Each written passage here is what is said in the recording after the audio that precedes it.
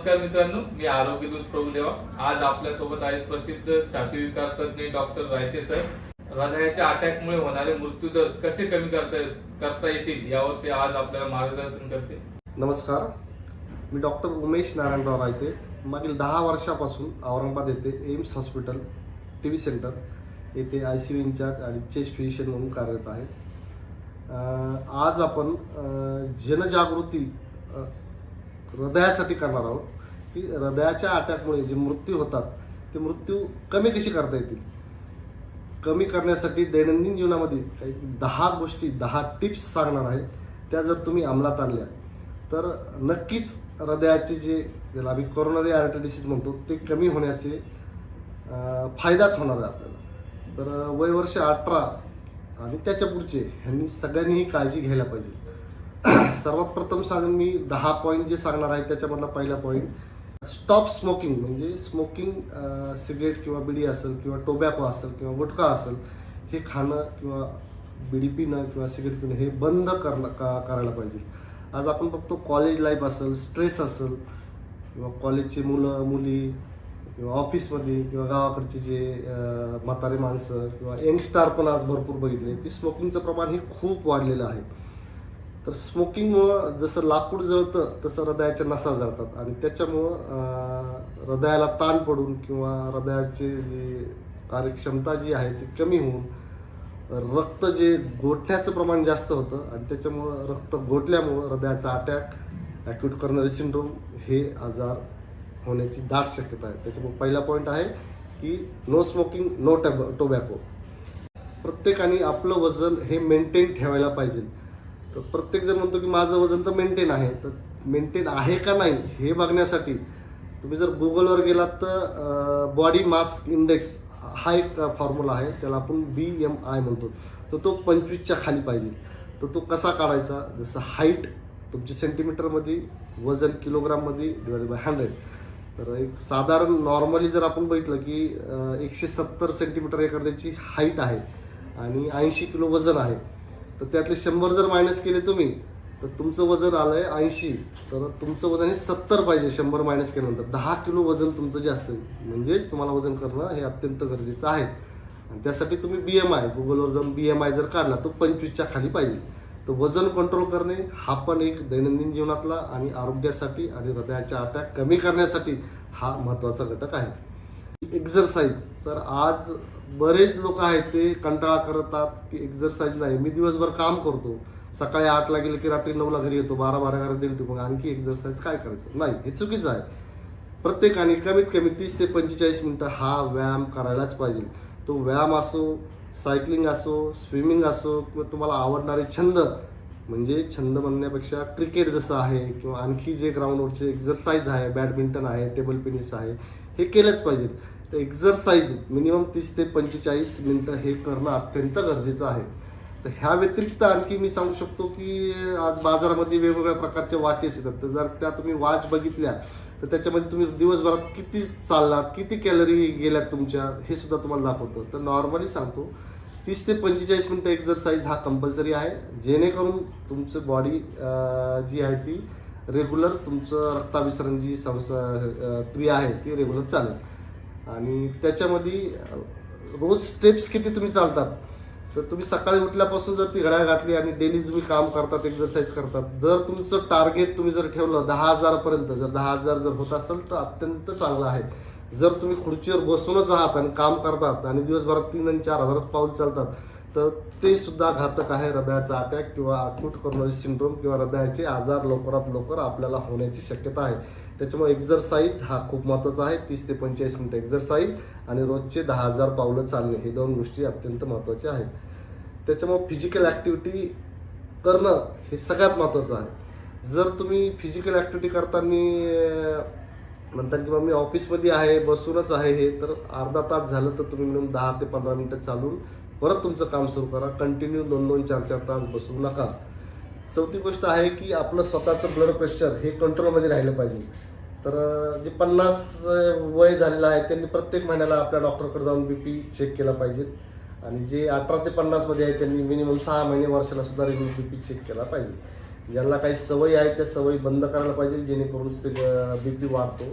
तर BP normally जो असतो सिस्टोलिक आणि डायस्टोलिक असतो. तो वरचा BP आणि खालचा BP आपण या भाषेत म्हणतो. वरचा BP हा 110 ते 140 पर्यंत हा नॉर्मली मान्यता आहे, आणि खालचा जो BP आहे तो 70 ते 90 किंवा 80 पर्यंत, 70, 72, 76, मॅक्झिमम 90 पर्यंत नॉर्मल म्हणता येईल. जर खालचा BP 140 आणि वरचा BP 190च्या वर असेल तर तुमच्या डॉक्टरांशी सल्ला साधून रेग्युलर BPच्या गोळ्या घेणं अत्यंत गरजेचं आहे. गोळ्या जर आपण नाही घेतलं तर BP वाढून लाकवा येणं, मेंदूचे अटॅक येणं, हृदयाचा अटॅक येणं, मेंदूमध्ये रक्तस्राव होणं हे कधी पण होऊ शकतं. तर सगळ्यात महत्त्वाचं आहे की BP तुमचा कंट्रोल ठेवणं. 5वी गोष्ट आहे की आहारामध्ये रेग्युलर व्हेजिटेबल्स, फ्रूट्स हे अत्यंत महत्त्वाचे आहे. आजकाल आपण बघतो की व्हेजिटेबल्स, फ्रूट्स हे खूप कमी खातात. की बर्गर, पिझ्झा, हॉटेलमध्ये जाणं आठवड्यातून 1-2 वेळेस हे खूप वाढलेलं आहे. तर डेली आहारामध्ये, डेली जेवणामध्ये जे पण तुम्हाला फ्रूट्स आवडतात, जे पण हिरव्या पालेभाज्या आहेत त्या घेतल्या तर अत्यंत अत्यंत महत्त्वाचं आहे. ह्यामुळे हृदयाचे जे आजार होणार आहेत तो कमी होण्यासाठी सुद्धा आपल्याला मदत होईल. 6वी गोष्ट आहे की रोजच्या जेवणामध्ये साखर आणि मीठ ह्याचं बी समतोल राखणं खूप गरजेचं आहे. साखर नाही घेतले तर मी म्हणेन अत्यंत चांगलं आहे, जेणेकरून साखर न घेतल्यामुळं चहा बंद, गोड पदार्थ बंद हे जर केले तुम्ही तर ह्याच्यामुळं वजन आपोआपच कमी होणार आहे, आणि साखरेमुळे होणारे डायबिटीज वगैरे हे पण आपल्याला टाळता येतील. त्यासोबतच मिठाचं प्रमाण सुद्धा हे खूप महत्त्वाचं आहे. प्रत्येक माणसाने दिवसातून 5 ग्रामच्या वर मीठ नाही घ्यायला पाहिजे. जे काही आपण जेवणामध्ये वरून घेतो किंवा भाजीमध्ये टाकतो तर त्याचं प्रमाण 5 ग्राम असणं हे महत्त्वाचं आहे. मग आता 5 ग्राम कसं मोजून प्रत्येक ह्यात टाकायचं, तर त्यासाठी सिंपल आहे. जर 100 ग्राम मीठ जर तुम्ही डब्यामध्ये भरलंय आणि ते 100 ग्राम तुम्हाला जर महिना किंवा 2 महिने घरात जात आहे आणि तुमच्या घरामध्ये 6 ते 7 लोक आहेत तर डिवायडेड बाय 6-7 100 ग्राम तुम्हाला 1 महिना गेले का 2 महिना, तर प्रत्येक माणसाला किती लागतं ह्याच्यावरून तुम्हाला अंदाज येईल. त्यानुसार मीठ 5 ग्राम पर डे शरीरामध्ये गेलं पाहिजे. त्याच्यापेक्षा जास्त जात असेल तर ते सुद्धा हानिकारक आहे. 7वा मुद्दा आहे की आपण ज्या रक्ताच्या तपासण्या करतो तर डॉक्टर म्हणतात की उपाशीपोटी तुम्ही लिपिड प्रोफाईल करा. लिपिड प्रोफाईल सुद्धा हा खूप महत्त्वाचा घटक आहे. त्यामध्ये सगळ्यात महत्त्वाचा घटक आहे LDL, HDL हे जे घटक आहेत. तर नॉर्मली 130 पर्यंत LDL वगैरे राहतं. तर त्याच्यावर जर वाढत असेल तर तुमच्या डॉक्टरला दाखवून रेग्युलर एक्झरसाईज आणि रेग्युलर ट्रीटमेंट घ्यावं लागणार. जर LDL, HDL ह्या गोष्टी जर वाढत असतील, कोलेस्ट्रॉल जर वाढत असेल तर डॉक्टरांच्या सल्ल्यानुसार TMT, 2D किंवा रक्ताच्या हृदयासंबंधित ज्या आणखी ज्या तपासण्या आहेत त्या करणे हे अत्यंत गरजेचं आहे. आणि त्यानुसार जर त्याच्यामध्ये जर काही कमी जास्त असेल तर रक्त पातळ होण्यासाठी किंवा कोलेस्ट्रॉल कमी करण्यासाठी जर डॉक्टरांनी तुमच्या जर गोळ्या सुरू केल्या तर रेग्युलर घेणे हे अत्यंत आवश्यक आहे. नंतर 8वी गोष्ट आहे की बऱ्याच लोकांना आज इंडियामध्ये 100पैकी 7 ते 8 लोकांना ही शुगर आहे. पण प्रत्येक जण हा वेगवेगळा प्रकार करतं आणि गोळ्या खात नाही, त्याच्यानंतर शुगर वाढत राहते. तर शुगरसाठी माझी एक सर्वांना विनंती आहे की जर तुम्हाला शुगर असेल तर जेवणावर नियंत्रण ठेवणं, गोड पदार्थ न खाणं, सकाळी 1 टाईम, दुपारी 1 टाईम, संध्याकाळी 1 टाईम तुमचा जो रेग्युलर आहार आहे तर रेग्युलर आहारापेक्षा थोडं कमी खाणं आणि साखरेच्या गोळ्या रेग्युलर घेणं हे सगळ्यात महत्त्वाचं आहे. जर साखर कंट्रोलमध्ये आहे किंवा नाही हे बघण्यासाठी तुमच्या डॉक्टरांशी रेग्युलर सल्ला करणे, पॅथॉलॉजी लॅबमध्ये जेवणा अगोदरची, जेवणानंतरची साखर तपासणे हे अत्यंत गरजेचं आहे. जेवणाच्या अगोदरची जी साखर आहे तुमची 100 ते 120, 130 पर्यंत ठीक आहे. जेवणाच्या नंतर जी साखर आहे त्याचं प्रमाण 140 ते 180 पर्यंत ठीक आहे. जर साखर तुमची खूपच वाढत असेल तर डॉक्टरांना भेटून तुमच्या पुढील औषधं सुरू करणे हे खूप महत्त्वाचे आहे. प्रत्येक वर्षी एकदा तरी HbA1c, ज्याला शुगर आहे त्यांनी HbA1c ही तपासणी करणे गरजेचं आहे. HbA1c ही तपासणी म्हणजे की मागील 3 महिन्यामध्ये तुमच्या साखरेचं प्रमाण शरीरामध्ये किती होतं तर त्याचं प्रमाण तो काढतो. ते नॉर्मली 6 ते 7च्या मध्ये असेल तर तुमची साखर ही कंट्रोलमध्ये आहे. 7 ते 7.5 किंवा 8 पर्यंत असेल तर तुमची साखर ही पुअरली कंट्रोल आहे. 8च्या पुढं जर असेल 8 ते 9 तर ही तुमची शुगर ही खूपच वाढलेली आहे. आणि 10च्या वर असेल तर अनकंट्रोल डायबिटीज म्हणता येईल की त्या पेशंटला इन्सुलिनची सुद्धा गरज लागते. तर तुम्ही तुमच्या डॉक्टरांशी सल्ला घेऊन रेग्युलर शुगर ही कंट्रोल ठेवणं अत्यंत गरजेचं आहे. शुगरमुळे हृदयावर ताण पडणं, हृदयाचे आजार सुरू होणं हे होऊ शकतं. त्यानंतरचा 9वा मुद्दा आहे की झोप. प्रत्येक माणसाला ही 6 ते 8 घंटे मिनिमम झोप पाहिजे. झोपताना मोबाईल वापरणं हे बंद करायला पाहिजे. झोप 6 ते 8 घंटे झाली म्हणजेच दुसऱ्या दिवशी तुम्हाला जी चेतना आणि हृदयाची कार्यक्षमता जी आहे त्यासाठी हा खूप झोप जी आहे 6 ते 8 घंटे ही खूप महत्त्वाची आहे. 6 ते 8 घंटे जर झोप झाली तर पुढचा दिवस आणि शरीरात जी आपली सर्क्युलेशन रक्ताभिसरणची क्रिया आहे ती व्यवस्थित राहते आणि त्यामुळे सुद्धा हृदयाचे मेंदूचे हे आजार होण्यासाठी खूप आपल्याला फायदेशीर ठरू शकतं की जेणेकरून हे आजार टाळू शकतात. त्यानंतर 10वी गोष्ट आहे की रेग्युलर मेडिसिन. प्रत्येकाला वाटतं की मला BP नाही आहे, शुगर नाही आहे, घेतली तर मी आता 1 महिना घेईल, 2 महिने घेईल, नंतर बंद करेल. तर स्वतः कधीच हृदयाच्या गोळ्या, BPच्या गोळ्या, दम्याच्या गोळ्या, पॅरालिसिसच्या गोळ्या स्वतःच्या सल्ल्यानुसार किंवा स्वतःच्या मनाला वाटतंय म्हणून बंद करू नका. डॉक्टरांचा सल्ला घ्या. जर त्यांना वाटत असेल त्या बंद करायच्या तर त्या बंद करतील.